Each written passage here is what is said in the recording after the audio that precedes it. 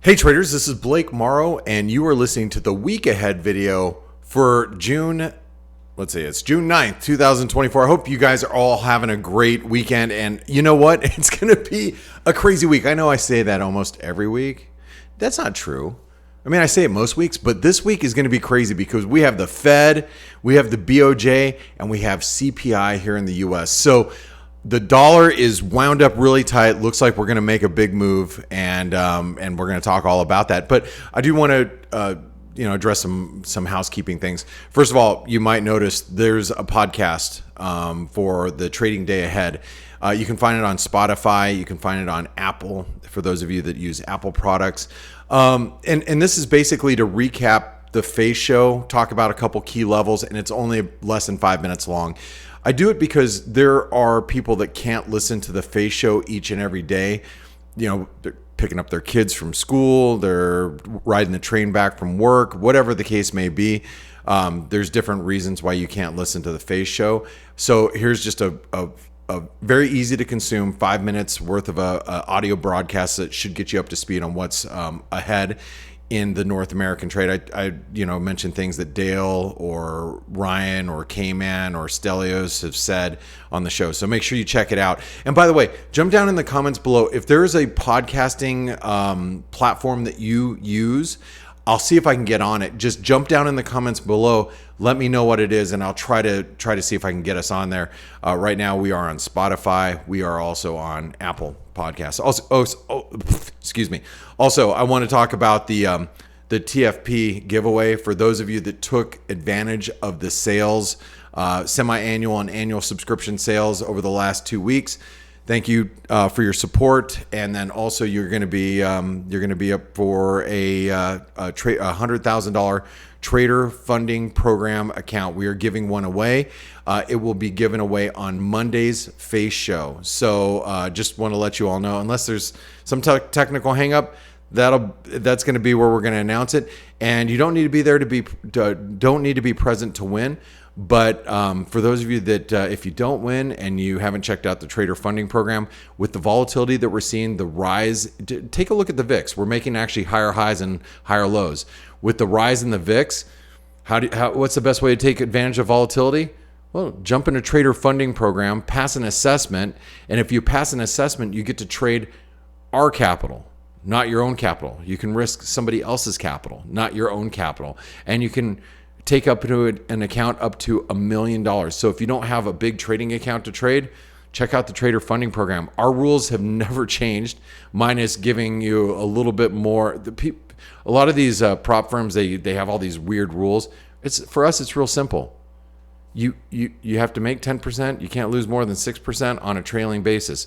Plus, you get Forex analytics in our community and access to myself and other members of the Forex analytics community, our analysts.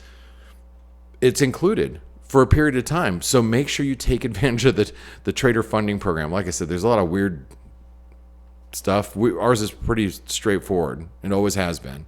We're just we're here to offer you an opportunity to trade different capital, and we make it very straightforward. So anyway, check it out. All right, continuing on with a couple other housekeeping things.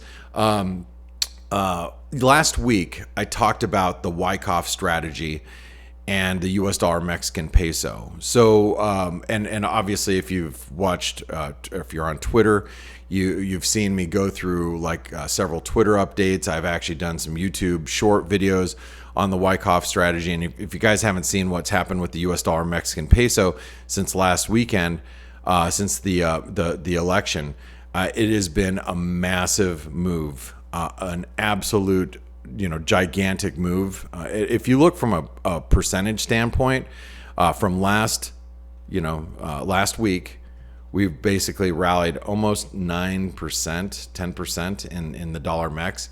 And in currencies, that's unheard of. And I know a lot of you took advantage of it. Congratulations. For those of you that didn't, here's where I'm gonna leave you with. This is the Wyckoff strategy, and this is the just kind of an update. When you're looking at this point that we're in the Wyckoff accumulation, here, let me get rid of myself here so you can see it. This is the accumulation phase, is what we talked about last week, right? We talked about this being the accumulation phase, and the break above 17, whatever it was, 20 or 30 was going to be really bullish. So 1740, I'm sorry, which is the green line right here, right there. So when we broke above that, it was, to be really bullish. Well, it was. We got like I said, a 7-8% move, following. So we're somewhere in the, the markup phase where you're going to see a bit of a pullback in the dollar MEX soon. And when you see that pullback in the dollar MEX, you got to be there to take advantage of it. Just continue to log on to the FA.C.E shows, and I'll keep you abreast of this situation as we go along. The reason why I'm going to say all this is because I think because the Mexican election, the new president, Sheinbaum, she got a super majority, and there's going to be a lot of reforms, and so what it's doing is it's really shaking the trees of anybody who's been in the Mexican carry trade institutional wise for a long time. And even late in the week last week, you saw this consolidation, then it just ran up. Maybe it was a Thursday or Friday. It just bolted up another couple percent. That's because, people are now being ordered by their, bosses above, like, hey, you can't have that exposure, not in this environment. And so you're seeing this run to the exits for anybody who's been long Mexican pesos. Now, that is going to stop at some point. And I'm going to show you the dollar MEX on more of a long-term basis right now. This is, I think, is a big deal. You can see we ran right into 1850.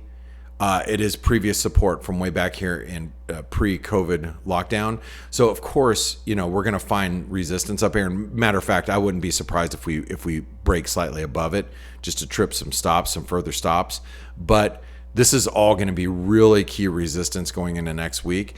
And hopefully, for those of you, and myself included, because I've already taken off my dollar MEX exposure, hopefully we get a little bit of a pullback here, which gives us an opportunity to get long some dollar MEX, in the coming days or weeks ahead. All right, let's continue on. Oh, one other housekeeping thing I want to talk about is if you use the Forex Analytics mobile app, we have really struggled with our developers trying to find a solution to why the notifications haven't been working.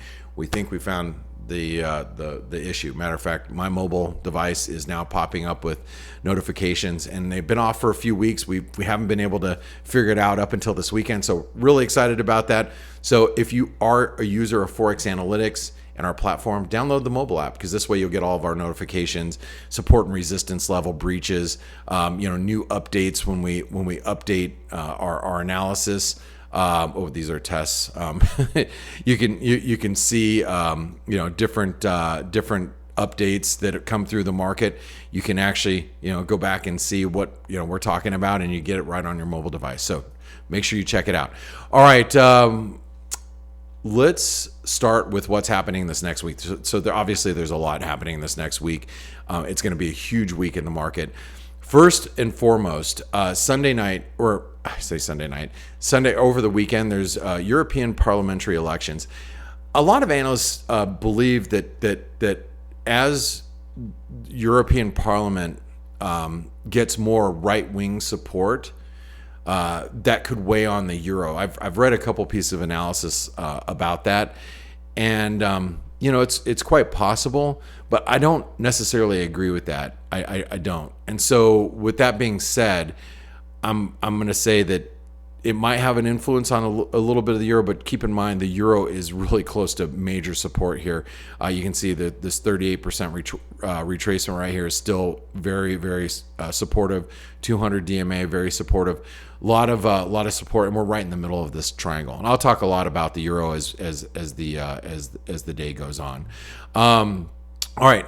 With that being said, let's move on to what's happening for the rest of the week. So on Monday, we have the Norway CPI. So with the US dollar Norwegian krona, you can see we've had a really nice bounce back. And matter of fact, I'm going to delete a few things here And you can see we really held the 618 retracement.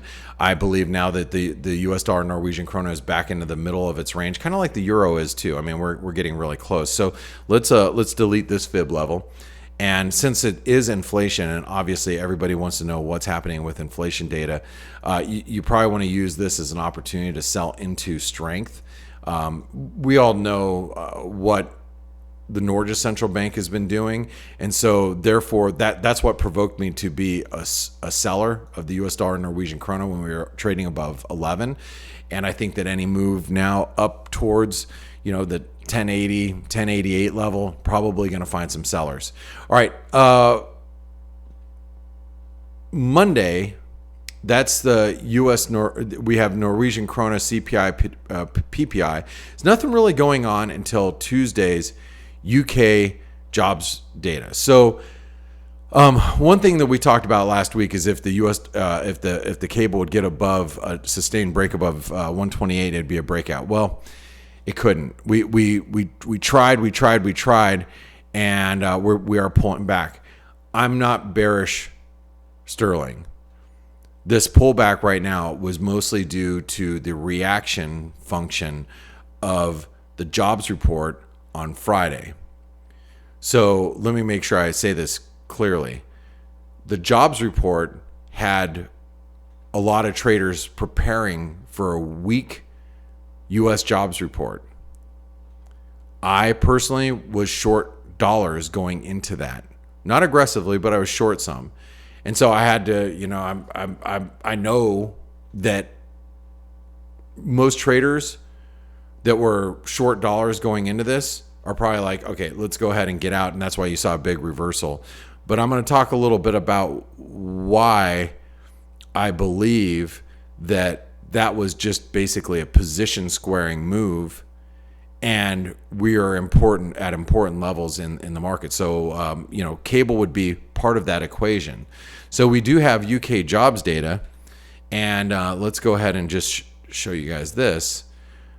We're we're really close to the 24% retracement in sterling.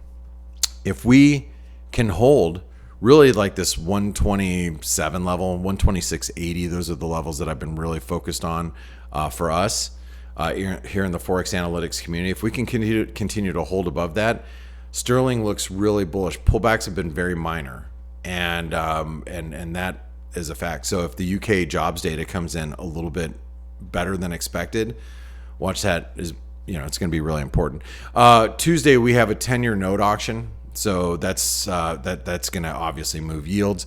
One of the things that we've seen in yields is we've seen them bounce back quite dramatically. Again, one of the bigger positions in the market I felt has been, TLT. Bond markets were rallying. You can see the 10-year has rallied quite substantially, and we just slumped. And I would argue that we probably have slumped. Whoops, I didn't want to do that. Let's move that back. Let's move that back. There we go. I would argue that we are at probably pretty critical support right about where we're at right now in the 10-year. So seeing what happens in the 10-year later on this week is going to be very, very important. So let me just say this again. I believe that Friday's move in the dollar, and let's talk a little bit about this before I even continue on. Everybody has been expecting that the U.S. economy would start to show some signs of weakness, right? I mean, that's been the primary driver of the dollar coming down. The U.S. jobs report headline number came in much better than expected.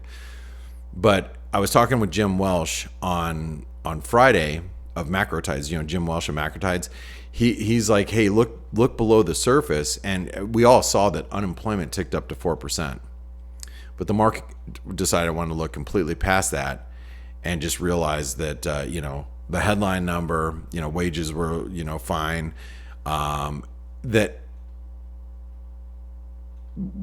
the dollar should reverse. Well, the dollar reverse, I believe, more of positioning, but going into next week, I believe the dollar is going to be right at resistance. And as you can see in the 10-year, and let's go ahead and delete this with the dollar index, and let's keep that. I'm going to delete this. Notice that we just completed a double bottom, right? This is a double bottom completion. We were discussing that on Friday. So that is done. Now let's delete this really fast. And, probably need to delete this channel because obviously the channel's not super important at the moment. So now you just go from the high here to the low, and you can see we stalled right at the 38% retracement. I think Friday was a position or a wrong-footed dollar stage of recovery rally. We should stall around these levels right at the right at the onset of the week, especially knowing that we have the Fed and CPI coming up on Wednesday. So really important. Okay, continuing on, talking about Wednesday, we have China CPI first thing in the morning in Asia. So that's going to actually be Tuesday night for those of us in the U.S. And for those of you that are maybe in the Americas as a whole. Wednesday morning, we have UK GDP. So remember, we have UK jobs data coming up. Then we have GDP. Then we have CPI. Now, on CPI, the thing about the CPI data, I doubt it's going to be moving the market much. I don't think it's going to be too above, beyond, below expectations. I think it's going to come in around in line. What's going to be really important is the FOMC that happens a little bit later in the day. All right. Now, let's talk a little bit about the FOMC, because this is where we're going to get an updated economics projection. I think they call it the SEP, if I got my acronyms correct. Anyway, and we're going to see an updated dot plot. The dot plot is what's really going to matter, because the market is really expecting us to have, to basically have two more cuts, or two cuts from here, September and December. I know a lot of you are thinking, well, September seems kind of crazy during an election year. Yeah, but it's an election year and we live in a crazy world. So 2 cuts is what the market's really looking for. If the dot plots seem like they're shifting towards just 1 cut, the dollar could really have a substantial rally. That's what could put the dollar back at triangle resistance, in my opinion. If we see that dot plot really shift to where everybody's like, oh man, we might actually only get 1 rate cut this year. And if that is the case, you're probably going to see the dollar really rally. Now, I would think that between Sunday night and Wednesday, you're going to see the dollar consolidating in this area, probably in this area, somewhere like that, before making its move. So in other words, we're going to be doing something like this, but the breakdown of the dollar or the breakout of the dollar is going to be following the Fed decision on Wednesday. All right, so that's really, really important that I point that out for you guys. Now, on Wednesday night, we have Aussie employment. So let's take a look at the Aussie dollar, because the Aussie also is struggling at that key resistance that we talked about last week. I was hoping for a break above 67 cents. We didn't get it. So you can see that the Aussie dollar is coming back down towards the support. But also just note, guys, that if the dollar gets a broad-based, sell-off, and the Aussie can break above, now it's 67 cents. If we can break above that, it's extremely bullish. But let's delete this really quick, just because we know that's at a 618 fib. See the 50% retracement. This is probably what's going to offer more support down here. Depending on what happens with that Australian data and also the FOMC. Thursday we have US PPI, but the next and probably my most important event that I'm going to be watching is the BOJ. So let's talk a little bit about the BOJ and what we're seeing here. Now, I'm going to delete a few things with what we've drawn up to this point, I'm going to delete these levels here, and I am going to draw you something that I think is imperative for this week. All right, so this is, and let me get rid of myself so you guys can see exactly what I'm doing here. Let's delete this, and let's clone that. And you know, I think this this whole move was a false breakout following a big, you know, the intervention efforts. So the reason why I say that specifically, here, let's grab this circle and move it right there. That's a false breakout, because that false breakout is going to eventually lead to a breakdown, in my opinion. Now, could the breakdown be as early as this week? It might be. And the reason why I say it might be is because, you know, there are a lot of people that believe the BOJ might have to play some catch up with monetary policy.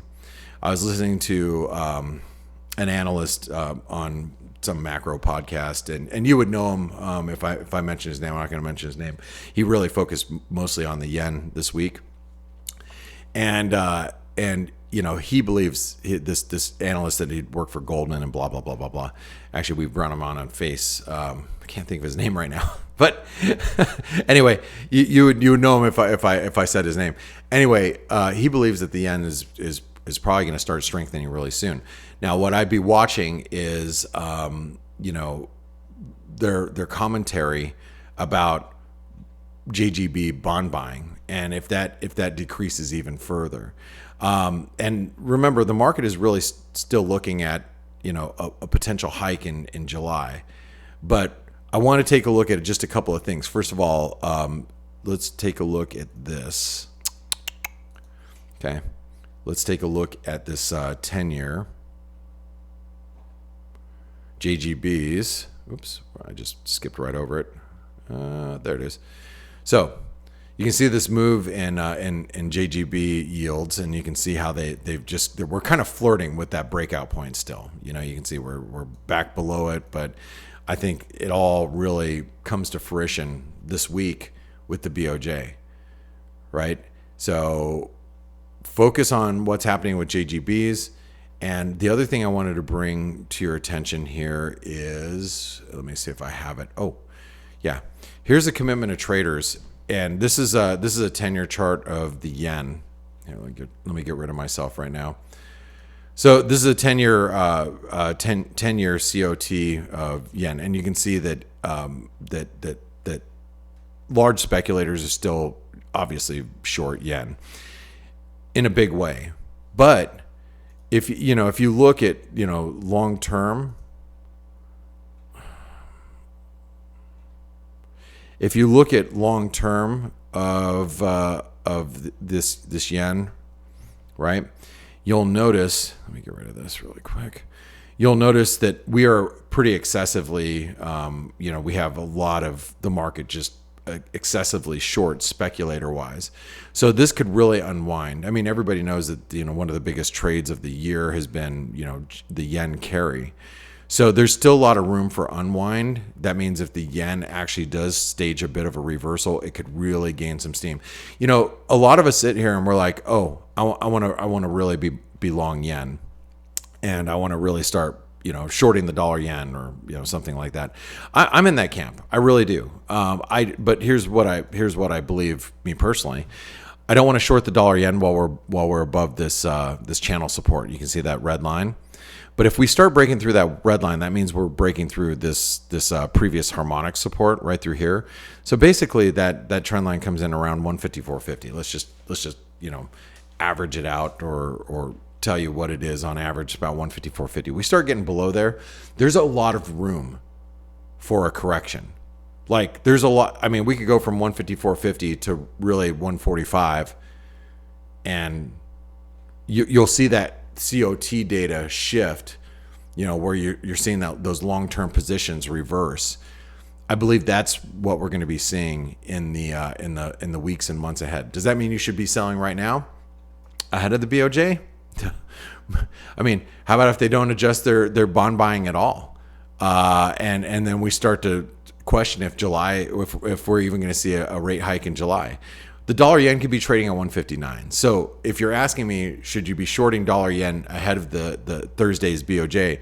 The answer to that question is probably not. You probably want to see what happens following the BOJ.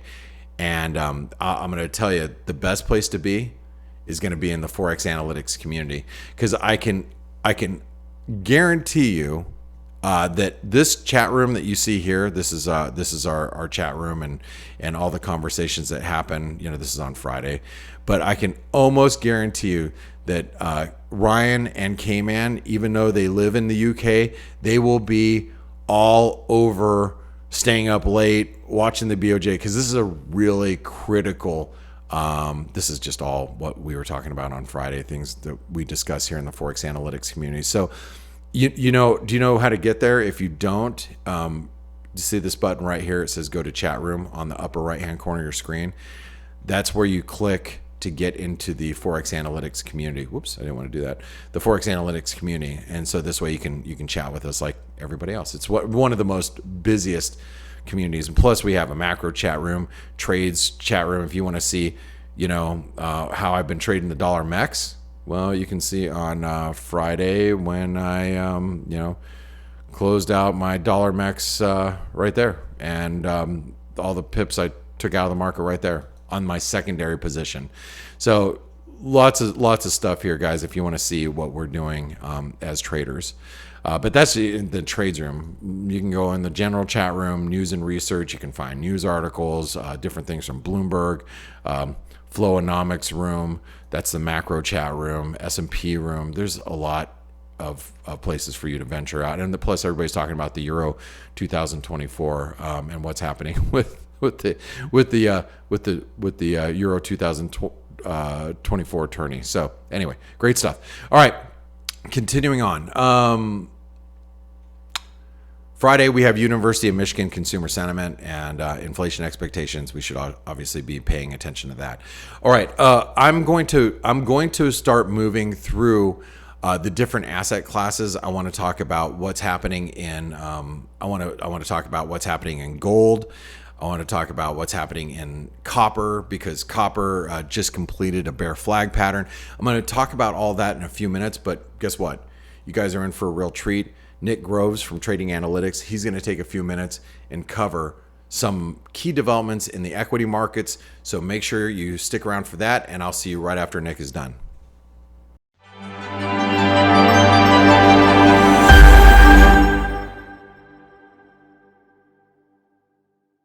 Hello everybody, this is Nick Groves, your host here with Trading Analytix, and I'm going to take a few moments away from Blake, thank you Blake, to show you guys a bit about what's going on in equity. So what you're looking at right now is the Mag 7 composite, and you can see it's closing near all-time highs. What a rip it's been on.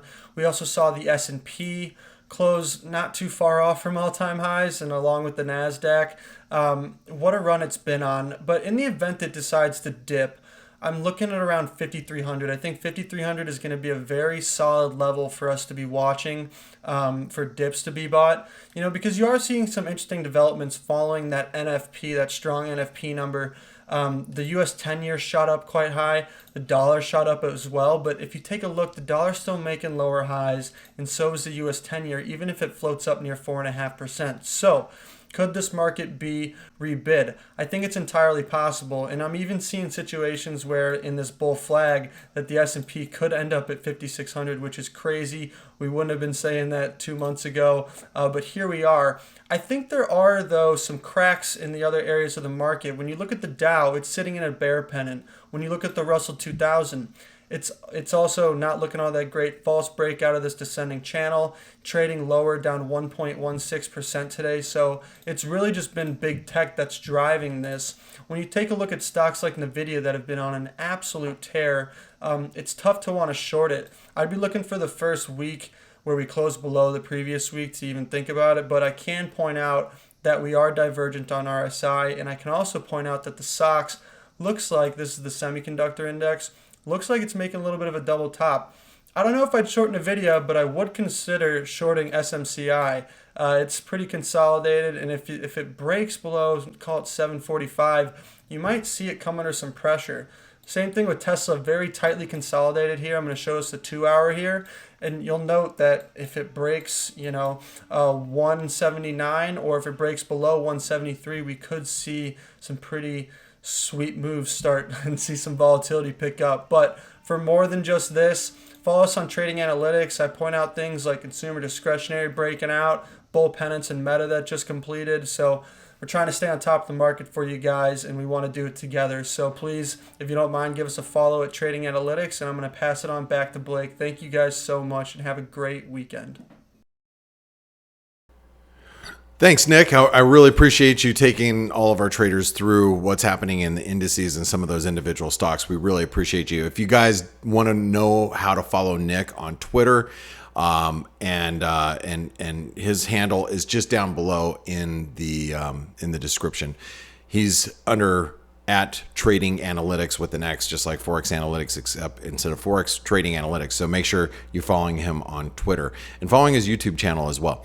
All right, let's talk about, like I was going to mention, I want to talk a little bit about what's happening in gold and copper and other markets. Let's start off with gold. Let me get over to, oh, that's not it. Let's go to the week ahead. Sorry, guys. And I might not have been using those charts, the right charts the whole time. I'm so sorry about that. Usually I use our charts that we have here, but notice copper. Okay, we'll start with copper. Copper actually just hit a double, or finished completing its bear flag pattern. But look at this.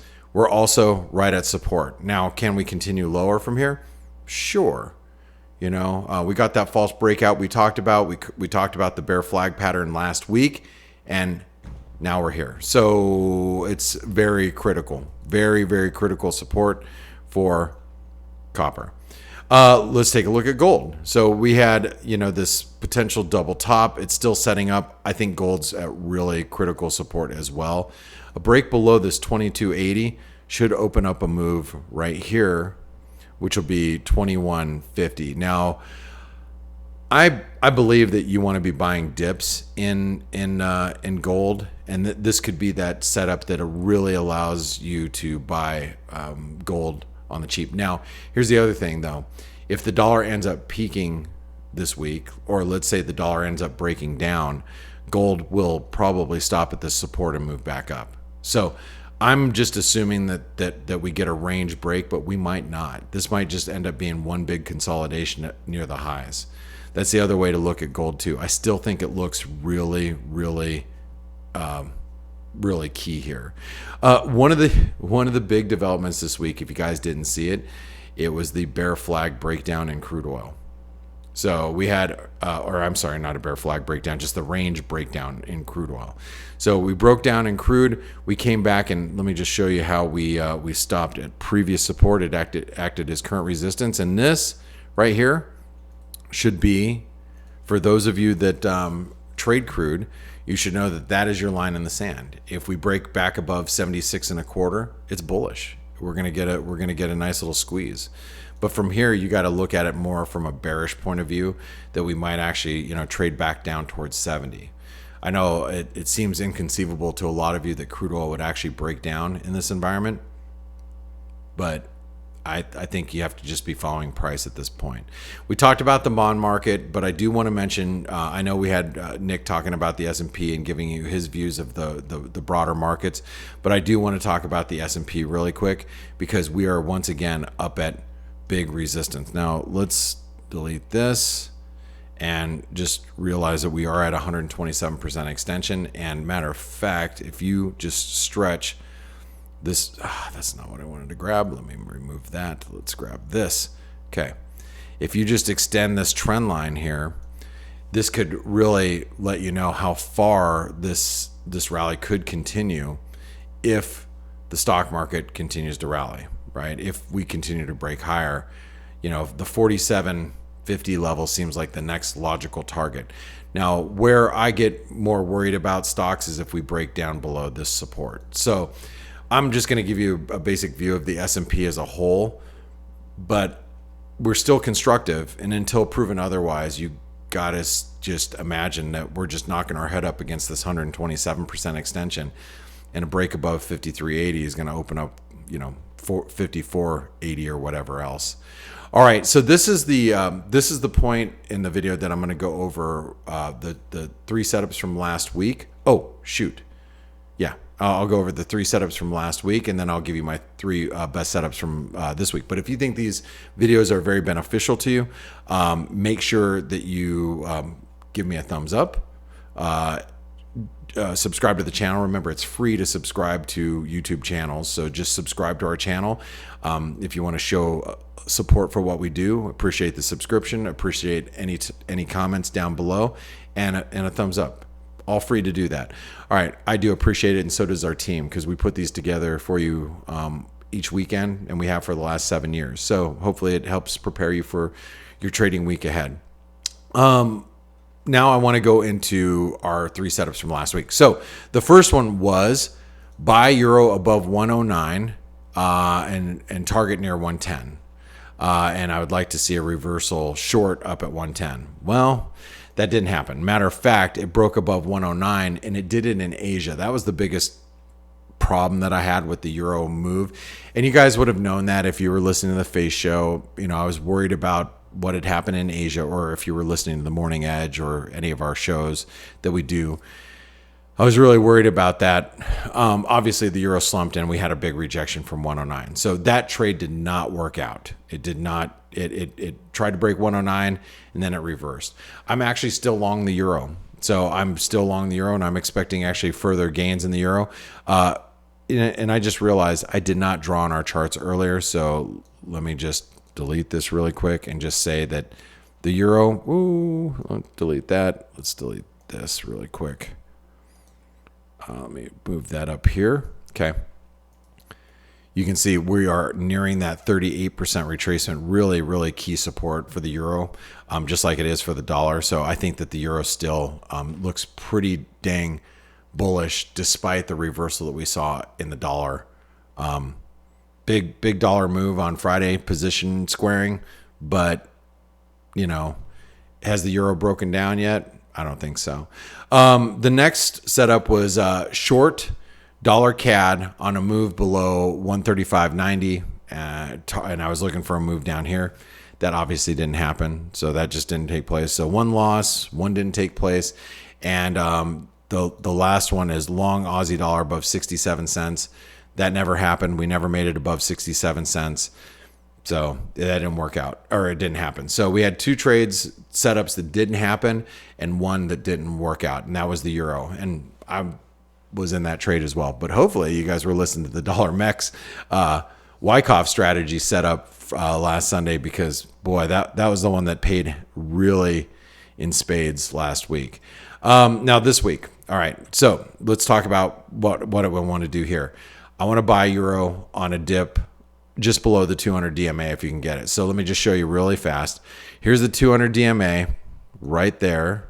Let me move this over, and let's take this and say if we can buy the euro dollar just below the 200 DMA at the 50 DMA, this is where, because early in the week you're probably going to see the euro under a little bit of pressure, whether it's for the elections or whether the parliamentary elections or just Asia, dollar buying finishing up.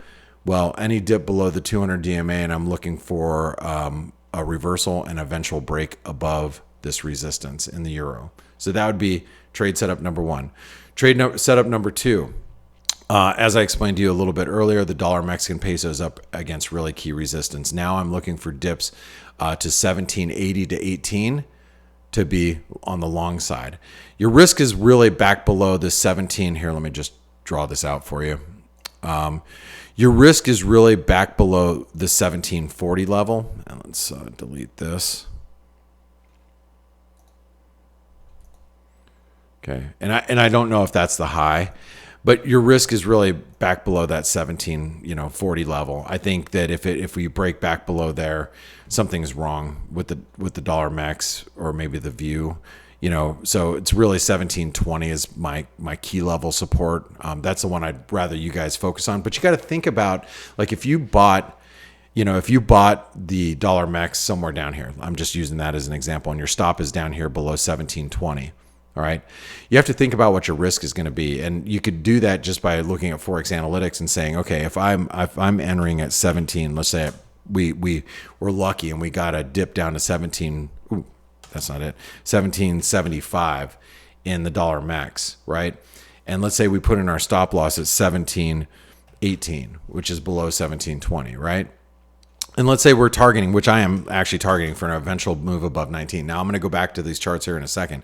You have to think really what your position size is, because if you take on $100,000 US dollar position, which is 10 lots, you're basically risking $3,200 to make $7,000. And then plus you're going to be carrying some carry on that. So if you're like, well, I don't want to risk really $3,200. I want to risk, something less than that. Great. So let's say you want to risk, you want to only risk $600. Now you know what your position size should be. So use a risk management calculator to understand what your risk is on a trade when you have volatility is so high in a pair like this. The dollar Mexican peso's volatility is super high and it's expected to stay high. Now I do want to show you this really fast, because I want to show you what my longer term targets of the dollar Mexican peso are. So you guys can see, you guys know we cracked this really major trend line. We discussed that last week, but take a look at this. There's your high, there's your low, 38% retracement takes us up to basically 20. So I do think that somewhere up in this area between, maybe from 1930 to 20 is going to offer us some resistance. But what I am looking for is dips to be a buyer, because I'm looking for an eventual move above 19. All right. Last but not least, and this is going to be more of a cross rate setup for you guys.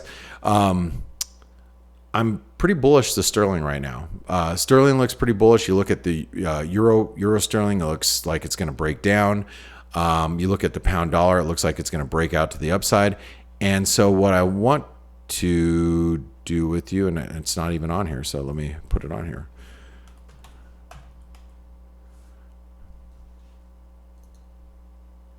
No, I want to do Forex.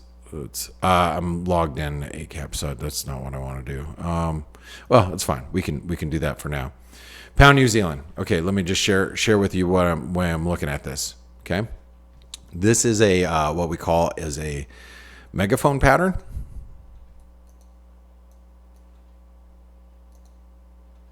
You guys see that? All right, but we just came out of and this is let's zoom in this a little bit. We just came out of a descending wedge. So now I'm looking for dips back to 207.20 to be on the long side in the pound New Zealand. So any type of dip like that, I'm looking for a long in the pound New Zealand. So I'm looking to buy dips here and looking for a move back up towards 210 or something, somewhere in that neighborhood. All right, guys and gals. Well, my name is Blake Morrow. You've been listening to The Week Ahead. And if you think this video has been great preparing you for the next week, especially with such a big week, make sure you give us a thumbs up, subscribe to the channel down below, and make sure you try out Forex Analytics. It's only $1 for 10 days. But while you're trying it, make sure you download the mobile app, especially now that we got mobile app notifications back. Anyway, thanks for listening in, and thanks for spending your time with me. I know your time is very valuable to you, so thanks for spending it with me this weekend. I'll see you on the Monday morning F.A.C.E show, first thing Monday morning. Hey traders, this is Blake Morrow with Forex Analytics. Thanks for stopping by our YouTube channel. Don't forget to like these videos, share them, and subscribe to our channel so you don't miss any of the content that we provide here for free. Thanks for stopping by. I'll see you in the next video.